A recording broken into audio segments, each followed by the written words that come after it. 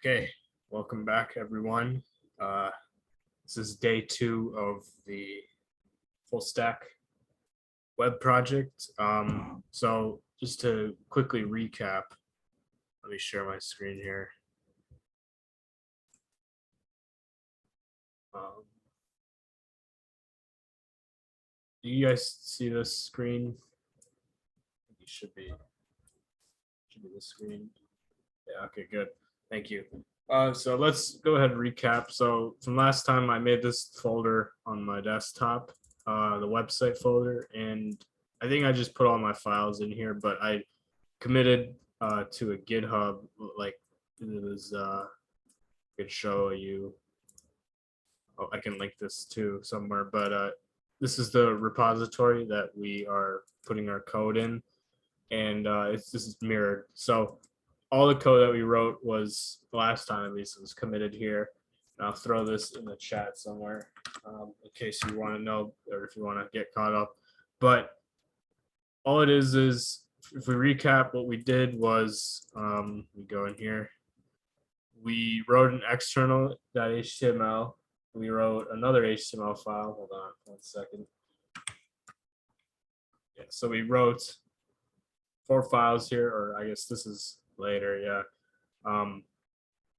Yeah, so we created, or we pretty much hit 2 objectives last time. We created the project directory. We set up the front end.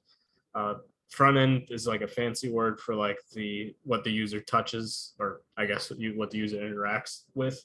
So we pretty much got a head start on that. And this is all that we did. So let's see. I think if we open this up here, you can see we got a good start on our actual website and all of our links here. So if you have any questions, always just interrupt, but that's a good start. We have another file here that was the index.html. This was our like custom file that we used for like doing everything in. So I'm gonna first copy all this. I'm gonna make a new file. You don't have to do this. I'm just doing this so I can commit this later. Day 2, and it's September 15th. Paste everything in here. So all the code I do is going to be strictly from here now. So what we're going to do, we're going to learn what APIs are and like how we get data from other websites, because you might have built websites in the past before, maybe you haven't, but if you have, that no matter what, it's always just going to be this. It'll always be static. We're going to learn how to make this data change by itself. So to do that, let's look at some public APIs. So let's learn what an API is. I have this PDF from last year when we did our REST API workshop. I'm just going to quickly skim through here. So what is an API? What is a REST API? REST just means like representational. It doesn't really, don't get thrown off by it. It's just an API. What is an API? An API is it's an API that links services together through the web, usually through HTTP. Yeah, that's what I was saying, the representational state transfer. It's just like a method of doing it. And then the API itself, an API is a software medium that allows 2 different applications to talk to each other. So, so that's pretty much what an API is. We're going to learn how we do that. So there's an example here that I have of this website right here. How many people are in space right now.com. So I'm going to open that up. How many people in space? Right now.com. So this website, right? You might be wondering, where does this data get where does this data come from? So I think, so the number is still 10, but assume that it changes every so often, like the days in space and whatnot. Where does this website, how many people are in space.com, take its data from? So if we kind of reverse engineer it, I guess, look in the back end, see how this website functions by control or right click inspect element and go to console, and we refresh, and also we log XML. I'll try to zoom this in. But if we log XML HTTP requests, you can see that it takes a file here called peopleinspace.json. It also takes files from pattern, or like from, I guess these are like, just if I were to open this up, it takes, it takes files, it gets files, if you want to call it that. But there's one request in here in particular. I'm going to filter, I'm going to go to the network tab here, I'm going to filter fetch XHR, and that's weird. Yeah, there it is. So I refreshed it, and you can see that these are within here. These are all requests. So one request here in particular, peopleinspace.json. So a JSON file is a way to like, it's a way to like store. It's kind of like it's just a method of storing information, like a medium JSON. It's a standard used in the web and in JavaScript. So this is something that is useful to us. We can see here, if I click on this, if we preview the data, you can see that this is the data, that this is where this is like where like this file right here, this is where our front end here gets the data from and showcases it to us. You can see there are 10 people in space. So you can see that's probably where that number comes from, or that's where that number gets set from right here. And then the people, this is an array of objects. So you can see each person has all these properties. So you could see like the first guy, or that's probably a woman, I don't know, Kayla Barron, right? You can see that all of this data is relevant to like this row right here, to what this person. So if I were to like click on it, right, there's probably like where is it? Yeah, like a bio link. Like if I were to click on it, it goes to their Wikipedia, and you could see right here, this is their Wikipedia. So that's where they link that. And it's pretty interesting how they've made it, but this is like a simple example. And so you can see all of these people, like their data is here, stored on this file. So if I were to copy this address, right, you could see that, this is just simply like, you don't have this thing. If you were to go to this website right here, /peopleinspace.json, it would probably look like this to you. I just have this Chrome extension that makes it look pretty, but that's all it is. I mean, it's just an array of it's just JSON. This is all JSON. This is a JSON file, and you can see like a lot of the web is organized like this. You have a front end asking the back end, hey, what's going on? How many people are in space? The back end tells you, hey, there's 10 people in space, and these are all the people. And then it renders it on your front end. So you don't have to make sense of this. The kind of the HTML that you write and the client-side scripting that we're going to get to also handles it. So I'm going to see that there are a lot of other free APIs. We're just going to do a quick example how to like do this and like in our browser. So, or like at least how to get data from our browser. So let's see if I did anything. So you could see here, the client-side script. That's what we're going to write. That's usually what will be adjacent to our website. It'll be like the client-side script will be embedded somewhere. Usually there's a client-side script right here, and this is for Bootstrap for the style library. We're going to have our own script right here. That'll be like something, we'll do that later. And the client side will call a request to the backend, and that's the backend right here. And then it'll the backend returns data, which is a response back to the client, and then the client makes sense of the data through its client-side scripting. So you can see that's a deeper dive to the request. Is that it? And this is how to build one, but it doesn't matter. We're not building one today. We're just going to be using some from the web. So this is one API that we're going to use. How many people in space right now? So I'll paste that in the chat in case you want that URL. But here, let's get started. I just want to show you we can write like some client-side scripting. So I'm going to open up a JavaScript terminal. Anyone, you can do this if you have a web browser. I don't know if you notice, if you just go to a new tab or whatever, and then right click and do inspect, and then go to console. This is your JavaScript terminal. So if you want to see that it works, you can do like alert test, and you could see your new tab will say test. That's just a alert as a basic function that's embedded in your browser. You can also console.log. That's pretty much printing in JavaScript. Say hello world, and you could see it'll print that out. So we know that that works. So let's figure out how we take data from here, because essentially what this console is, what all of this will be eventually embedded into our client-side scripting. But I just want to show you how we do data, how we take data. So fetch is a native function that it comes from your it's native in your browser, so you don't have to worry about importing it. In the past, I've used this other HTTP library that it's called Axios, but it doesn't matter. We can just use fetch. What are we gonna fetch? So we can do fetch and in quotes put the URL here.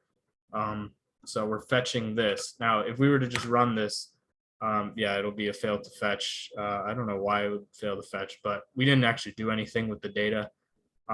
It's because it is a promise. So what we have to do is let's do fetch.then, because this is a promise, and JavaScript has some different kind of syntax. So I'm gonna .then.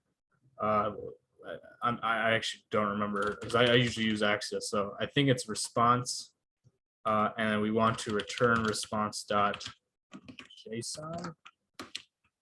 Bear with me on the syntax here, but let's see the error that we're getting. It might be getting mad that I'm doing this. Oh yeah, so I can't actually take data from this website because their backend has this policy, strict origin when cross origin. So if I were to Google that, probably means like let's see, you can't do it. You can't make this request off of a different site. So I'm going to look at another example. So this is a good segue into our next part. So I'm going to look at free public APIs GitHub. There's this nice repo that gives you a collective of free APIs to use, and there's a lot. I'll put this in the chat. And excuse me. Let's find something here. So this looks easy. So I'm going to try to, for the sake, since we're just learning, I'm going to try to avoid authentication of any sorts. And CORS, remember, CORS is that cross origin thing. If it's yes, I believe you need to, actually, if it's cross origin, I have no idea what this means exactly. I guess it would mean that you can use it on a different website, including including our like website that we're going to build. So we'll see. I've used Catfax API before in preparing this, so I'm going to stick to this one. So Catfax, daily Catfax. Let's get a Catfax. Let's see how this works. So let's see how this works. I'm just going to do view on GitHub. It was the same exact page. So it's a guide here. Not the same website. Okay, so this is telling us to host it. I don't want to host it. They probably have an endpoint. Let's see here. Dogfax maybe? Oh, that doesn't exist anymore. I don't know if you guys see another one that works, just let me know. I swear I've used this one. Let's see. So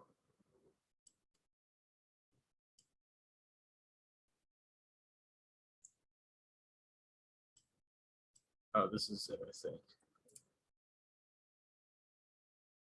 Does it not work anymore? Okay, don't know if it works anymore. I'm gonna look at let's look at another one. Placeholder, random dog images.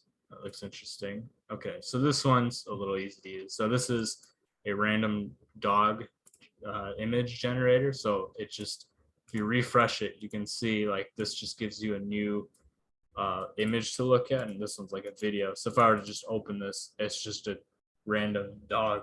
I guess that's the gimmick of this website. So let's see how we take data from here. So I'm going to go back to my, I think I closed out of it, but let's go back to here, inspect element, go to console. So let's make sense of this data. I'm going to fetch it and then put that URL there. I'll send it in chat. And we're going to do, I'm going to see if it works. Okay, I don't think I'm doing this right. So fetch dot then response. Why is it failing? That's weird. Maybe it's because I'm not on the website. Let me go. I might have been thinking about this wrong. So I'm going to open up like external.html and I'm going to try it in here.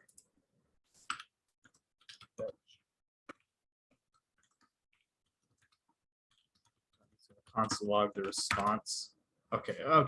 Yeah, I don't think you can do things straight from a new tab. You have to be on some sort of a website, and this isn't even a website, so that's really bizarre. But you can see that if I were to fetch and then console log the response, that's what the dot then is. You can see we have a response here that gets printed out, and it is a promise. So promises, if you don't know what those are, it's just like it's a JavaScript thing. It's very nice for asynchronous data flow. So just try to bear with me on the syntax here. But you can see that this response has its headers and whatnot. What else does it have? You can't see the data yet because you have to do another thing. So you have to do response.then. So we need to take our response and we need to return the data of it. So response.json. So that's the data. And then let's see here. So it didn't actually print out anything. So I think there needs to be, let's see, response dot, let's see. So it might be body. Hold on. Let's see, response dot body. Is that a function? Probably not. And then I'm gonna do dot then response dot, or not, now we have the body, so it'll be like body. I'm just seeing if this works. I kind of forgot how this, so body's not a function. So what is body? Let's print that out. Okay, that's not right then. Let's see. Just give me one second. I gotta figure out how this works. Okay, apparently I forgot. I usually use Axios, which is different. Oh, okay. So, okay. So, okay, I just forgot to print it out. Okay, so what we do is, what this is dot then. We can write this out to make it sense later. But what we're doing is we're taking the response. That is this. This is the response. You can see it tells you like the type, tells you the URL that you're going to. It's just pretty much like information before you're about to send the request to the server. In this case, the server being random.dog/woof.json, and we're going to return the JSON function, and then we're going to, after that, it'll like that data will be ready for us to print after this promise is fulfilled. Once this promise is fulfilled, then we'll be able to log our data. So that's how a kind of a backend thing like this works. So let's implement this first. So I'm going to copy this. Let's get started on the code. I know we're not going to do the raw HTML now, so I'm going to change this to be like .html.old, and then I'm going to change this, the external.html. Remember, the external is like the Bootstrap one. I'm just going to call this index.html. Like, this is our new file. We're just going to use this, and then this was the old one. Just for it to make more sense, because index is supposed to be like your main kind of HTML file, or like your main file, I guess, to use. So let's see, I'm gonna do this, I guess. Actually, we can do this for now. Okay, so let's first figure out how we're gonna do our request. So this is where we're gonna start building our client-sided scripting. So to do that, index.js, I'm going to call it yeah, I guess I can call it index.js. And so we have our main JavaScript file. So this is JavaScript. What we're going to do is we're going to write an API wrapper. So API wrapper. What an API wrapper is kind of all the functions that you wrap together in one instance or one object. And all those functions encompass the functionality for your API. So in our case, this will be a wrapper for all the functions for the APIs that we're going to use. So the first API we're going to use is this random.dog /wolf.json. So to do that, let's write that. So I'm going to create a variable here. I'll call it the constant called API, and this will be an object. So what we're going to do is we're going to have our first API thing, like our first API instance. So this will be like get random dog. And so this will be a function that will get a random dog. Trying to think this is the right syntax. I guess we can figure out. Let me see, like, should be fine. Okay, so this will be a function called get random dog. And so what will get random dog do? It'll get a random dog from somewhere. So we have to do that, this fetch right here. So I'll write this out. And then we can make sense of it better. So let's do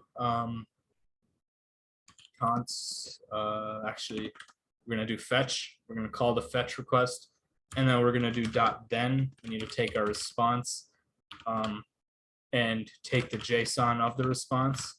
So this is a promise, the JSON, like at least parsing it into a JSON object.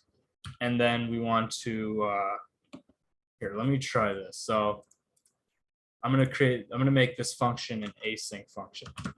Just in case that didn't make sense, we're going to write this a separate way. So async is short for asynchronous. So this is fun little JavaScript for us. So if we put this in a try catch statement, you'll see why this is better too. Our error. So let's say our fetch throws an error. All the code in here. This is what a try catch statement is. So if some sort of error happens, the error will be continue right here, and this is the error. So it'll be thrown here, and it'll stop the code where like the error happened. In this case, let's say like our internet connection failed, or the backend went down for a second and we couldn't connect here. The error would go right here, and we can console.error it. It's the same thing as console log it, and error doesn't matter, but we can console log or print out our error just like this. So I'm going to have this equal to, so I'll do a const response is equal to await fetch. So what this is doing is we're going to await like the get request, like this request, and throw it into this variable right here, response. And what we're going to do is we want the JSON, remember? So let's take the like the actual data. So I'll call it data is equal to await response dot JSON, and this is where our data will go. So essentially what we have here is, if we were to console log this data, this is the same thing as like this right here, same code. So I guess this is a lot more concise. This method of doing things, at least in a try catch, is more conventional, I guess, because you're using asynchronous like methodologies, and this is used a lot more conventionally speaking because of you can directly handle your catch. I don't know which one's easier. I'll just go ahead and use the I don't know. I'll just use this one since it's more concise, and then we can do what we need to do here. So this will just console.log, and this needs to be our data. So that's a callback function. I'll write this so you guys can, because this is an arrow notation. I'll write this as a function. So right here we have This is just a function that has a callback of data, and then we'll console.log data. And this is the exact same as doing console.log, in case you're wondering. I just want to write it out so it makes sense. So you can see if I were to run this function, that's what it'll do. And we don't need the async since we're not doing that try catch stuff. The asynchronous functionality is done within these promises, so there's no need to have async. But it's fine how we do it. So now what we need to do is we need to test this function to actually run this function. What we want to do is somehow get access to this API variable. So let's refer to let's go to here, and what we're going to do is we're going to create a script tag just like above. And remember, this is the external.html. This is, I renamed this to index.html. This is our what's it called, our Bootstrap CSS website. So let me make this bigger and full screen it.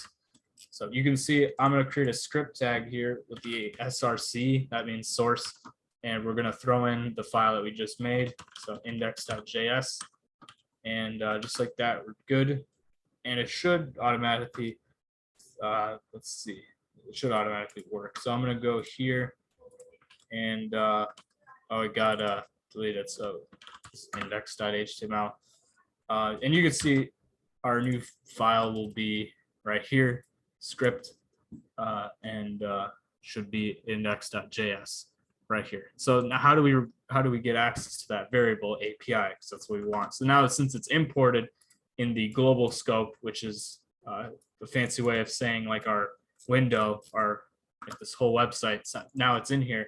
If we go to the console, if you go inspect element after we refresh it, of course, go to the console, you could see that if I were to type in API, it's already there, and you could see our function is there too. So I'm going to do API in all caps .get random dog, and I'm going to call it. You could see that, yeah, it took a little second, but you could see that it's our what's it called? Our data that came directly from that website is printed out right here, and right here, that's when we call it out. That's when we get the data. So that works. So now how do we somehow get this video or image to play on our website? So now we have to get into DOM, which is what is DOM? I forgot what it means. Not that website. No, DOM HTML. So yeah, JavaScript HTML DOM, document object model. It's pretty much how we manipulate objects or manipulate stuff on the screen. Like that's how we're going to make it dynamic. We have to somehow change, like we have to somehow make it play like a video here. So let's add that. Let's somehow add that link. So let's go to Bootstrap first. Bootstrap CSS. I'm going to look for some sort of thing for media, because we want to display our random dog, because right now they give us a URL. So yeah, right here they give us some video. Sometimes it's but we want to put this, we want to embed this on our website. Okay, that's a cute video. Okay. So media, I'm gonna look for something called media. No, nothing. It's probably called, like, they have responsive images. I want something dynamic. Let's see here. Trying to think, because sometimes there are, let me go to this website where that opened. Sometimes it's a image, sometimes it's a video. So we have to somehow know when it's an image or when it's a video, and that's fine. We just have to write some extra code for that. So let's see. We're gonna go over, so this is my private site. So this is probably the header, like the nav part of our website. And what we want to do is, let me make this not full screen. I have to make this smaller. And then, yeah, so let's see. Let's add some sort of new container here. So, or within our container fluid, we want to put in all of our content. So I believe that's, So this is the entire thing. Okay, we have, this is the main container. Okay, so we want to put everything after our nav bar because, so if I were to put like stuff here, like stuff, this should be like on the bottom, like here. So I'm going to put a div here, and this will have an ID of, let's call it dog. And so, yeah, it's a div ID dog, just like that. And what our thing is gonna do, so if I were to do like refresh, right now there's nothing in here, like let's say like test content, let's use DOM. So to use JavaScript DOM, what we want to do is, we know that this has an ID of dog, this div. So to change the content within the div, you can see the test content. What we want to do is document dot query selector. There's multiple ways of doing it. Query selector.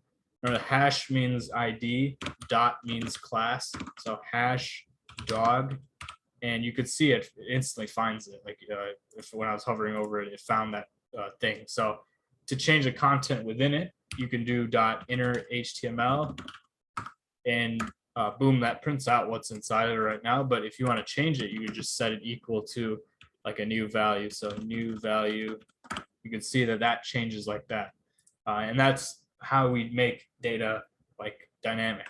So if I were to refresh it, it goes away, but we have the concept down. So let's do that.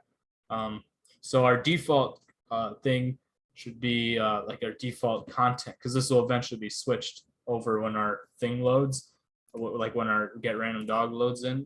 This will be like a random dog loading.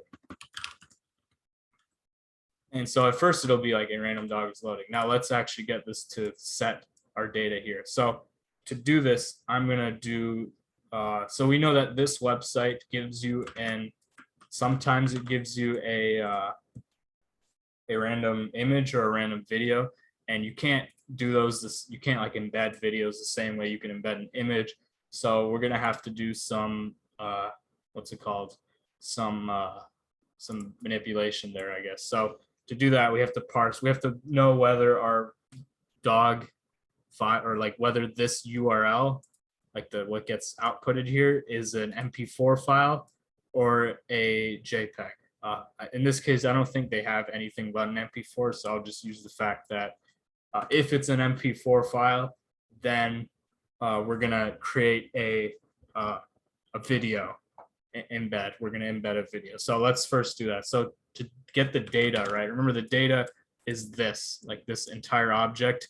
This is the data. So there's only two properties in this object. This is the file byte, like how large this file is, and then the URL.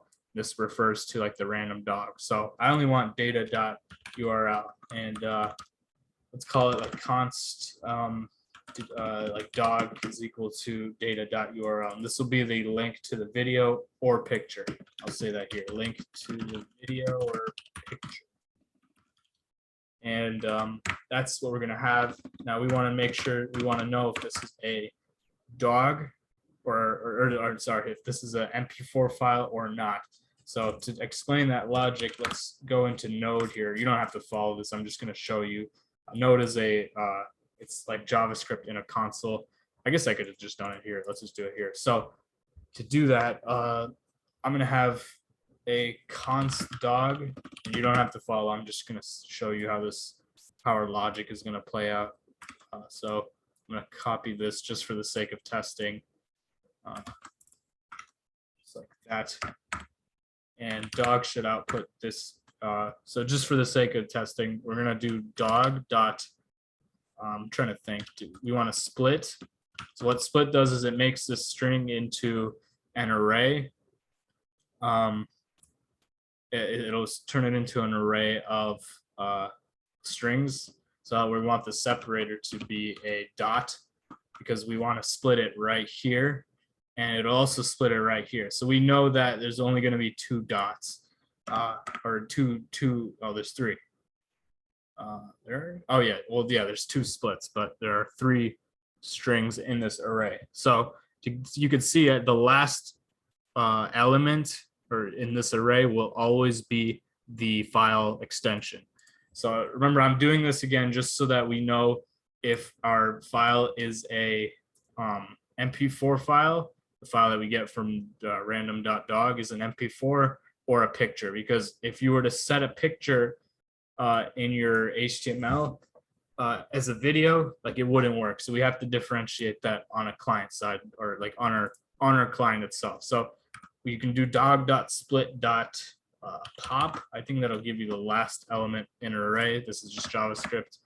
If I were to paste that, you can see we get MP4. So I can just copy that code now, and this will be like const is MP4 MP, or let's just call it is video. So right now this will give me like this should output like MP4. So we're just going to make the comparison if that is equal to MP4, and if it is, then it'll return true. If it's not, it'll return false. So now we know that that distinction is clear. What we can do is get to our logic. So if it is a video, so if is video, we want to create a let's look at here. Let's look at for like video. Let's see. So these are just media headings. I want to look for something that we can embed videos in.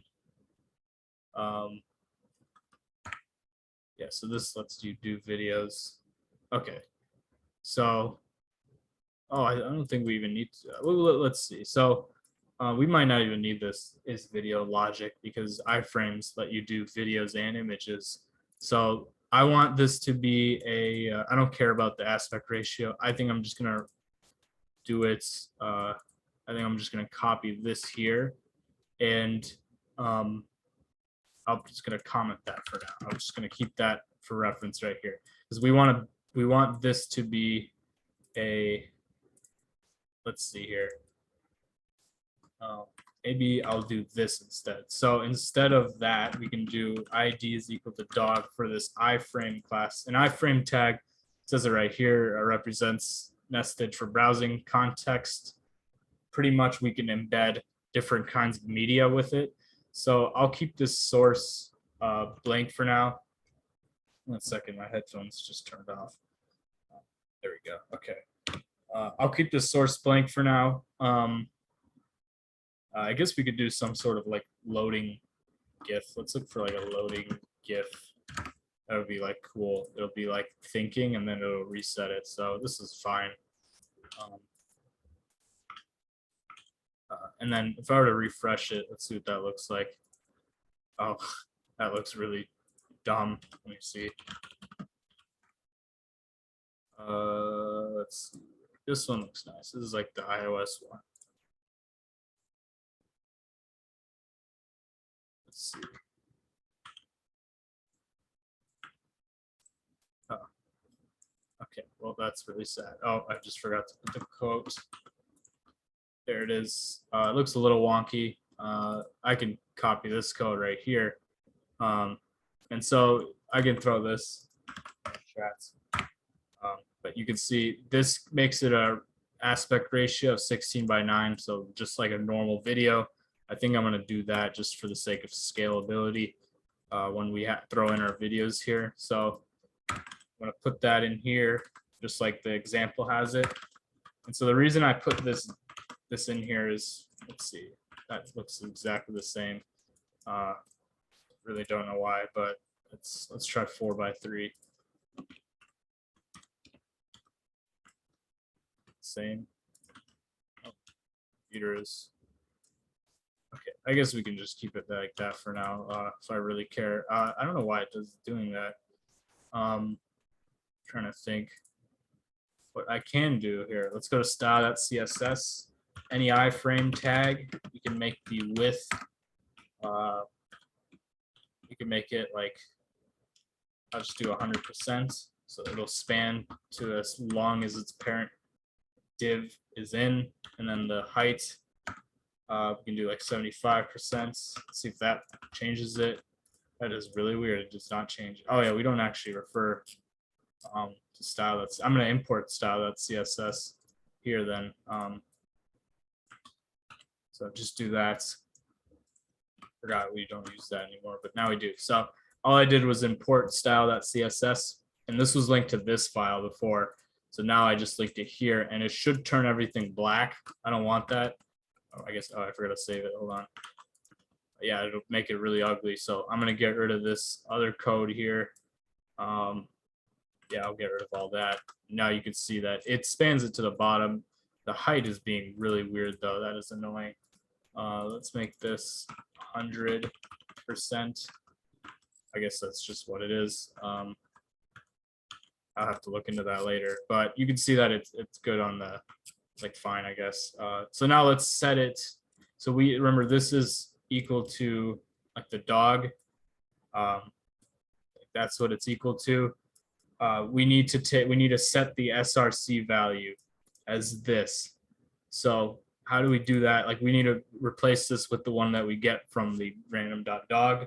And to do that, what we're going to want to do is go into our index.js that I just closed out of, and we're going to, I guess we don't need this right now. We'll see if it works. We're going to change the src. So I'm not actually sure how we do this. I'm just going to see. So we need to do document dot query selector, and we're going to get hash, which is the ID, all elements that have an ID of dog.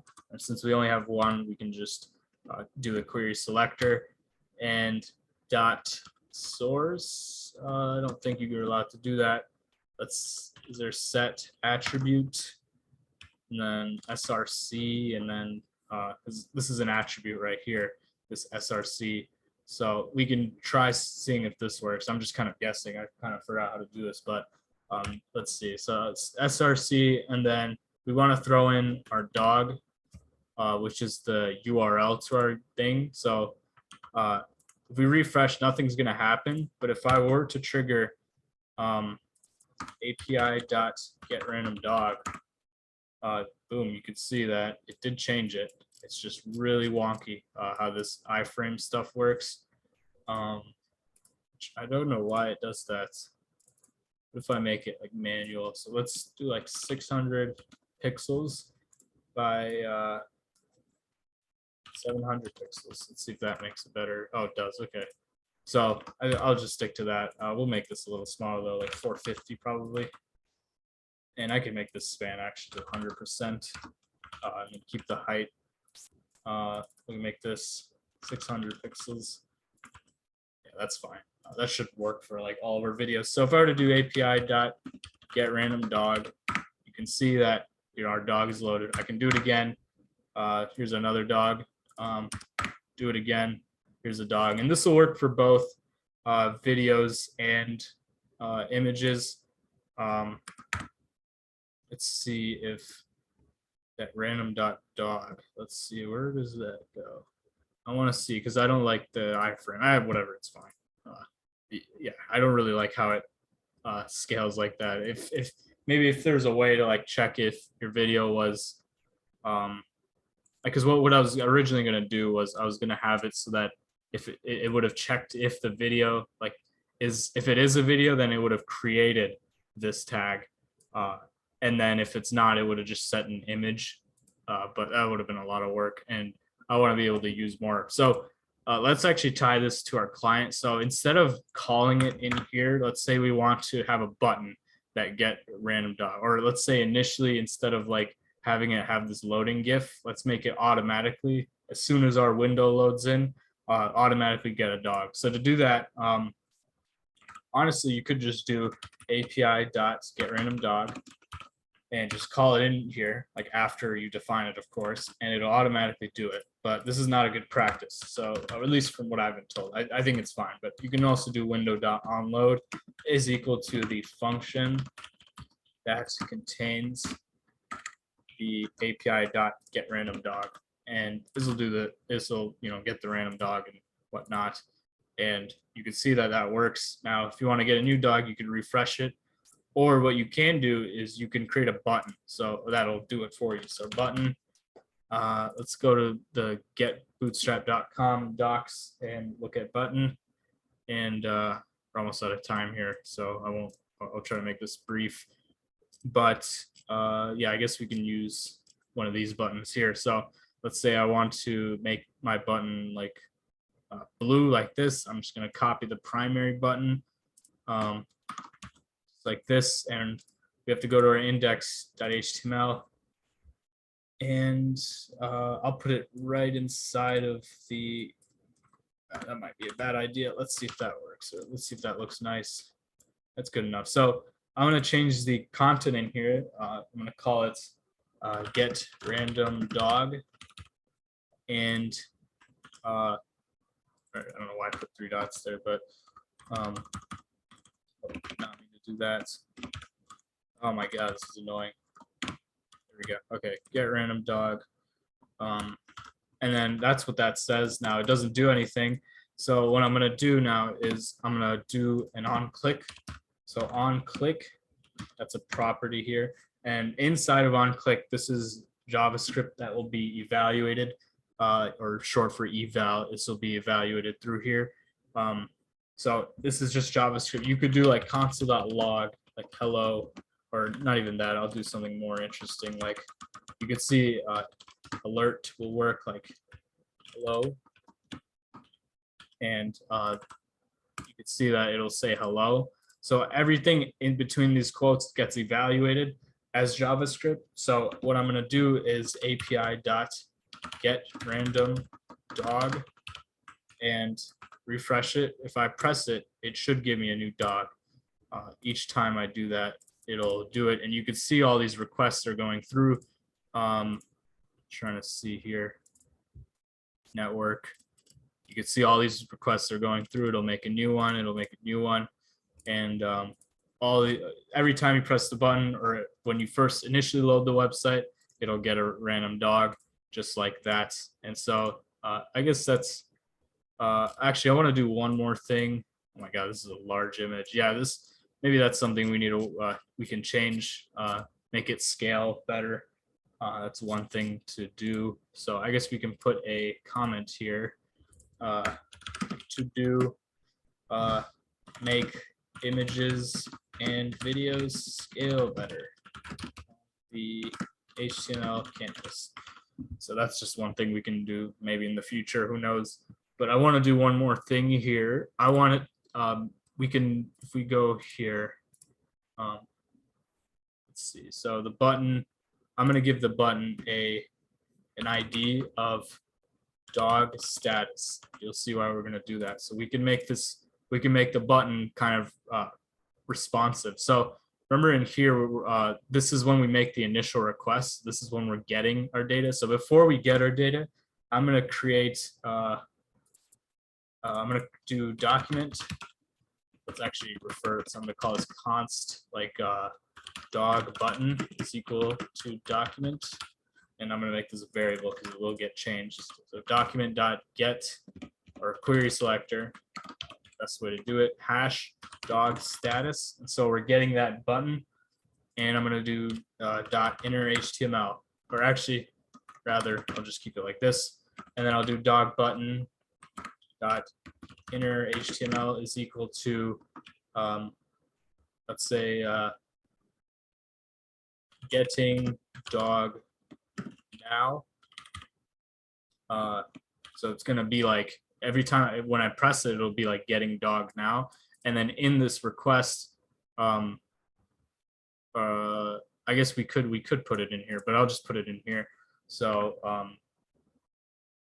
actually, no, it'll be cooler if I do it in here. So I'm going to change this code here. I'm going to make this a callback function, and I'm going to make this officially an arrow function. And we need to make sure we return this in the end.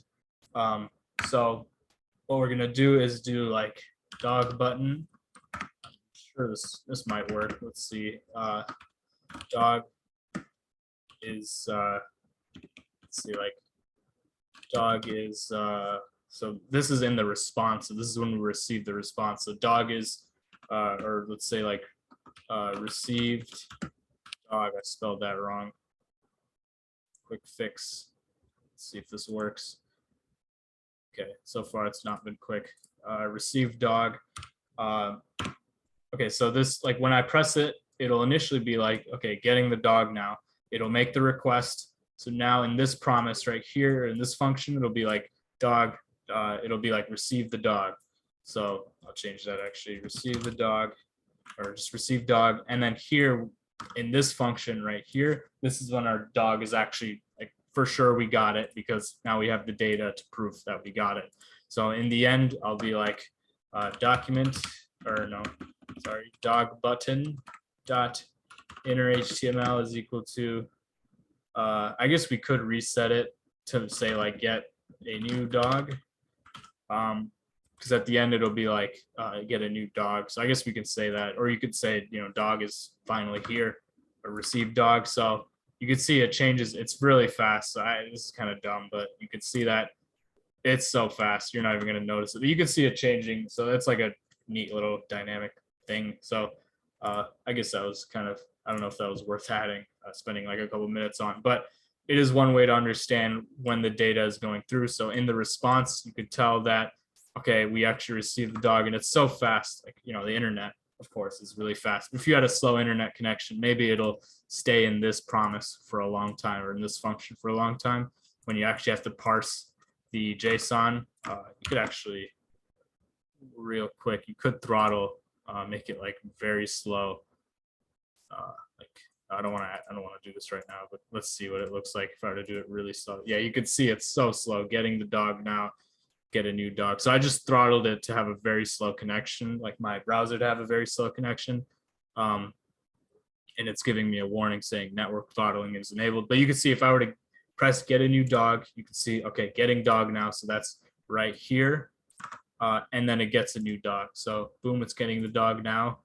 And then the receiving is, I think it's almost instant, because that's when the request already happens. Like, and the parsing is really fast, because you know, modern browsers are very fast and computers are also very fast. So you're probably never going to see this message now that I think about it, but it will stay here because this actual sending the request does take a while on a very slow connection. So that's all I have for today.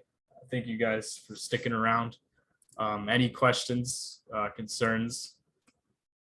You guys have any? Otherwise, I think it's been a good, productive evening. Stop recording here.